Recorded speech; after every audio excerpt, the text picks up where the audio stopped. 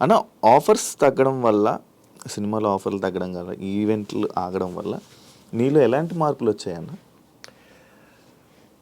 మనకు మించి సాయం చేయొద్దని ఒకటి, హ్మ్. రెండోది అందరిని నమ్మొద్దని, హ్మ్. హ్మ్.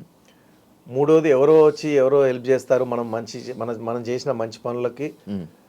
వాళ్ళు అది అది అది విశ్వాసంతో ఉంటారు, హ్మ్. వాళ్ళది గుర్తుపెట్టుకుంటారు అనుకోవడం హ్మ్. మూర్ఖత్వం. హ్మ్. ఇవన్నీ కాదు. నీ పని నువ్వు నీ కష్టం నువ్వు పడుకుంటూ వెళ్ళిపోవాల్సిందే. హ్మ్.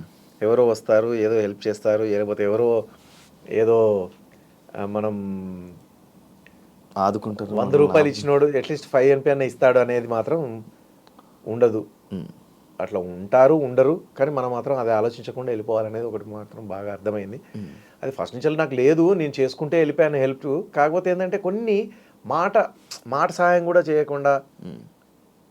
ఎదురుగుండా కనబడితే ప్రేమగా పలకరించకుండా, హ్మ్.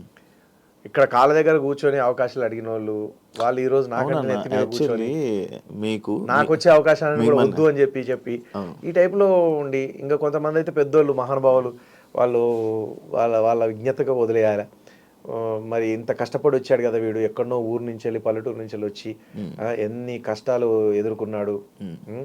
ఆ 7 అన్నదమ్ములు, 2 అక్కలు, అంత పెద్ద ఫ్యామిలీ, అంత హెల్పింగ్ నేచర్ వాడు.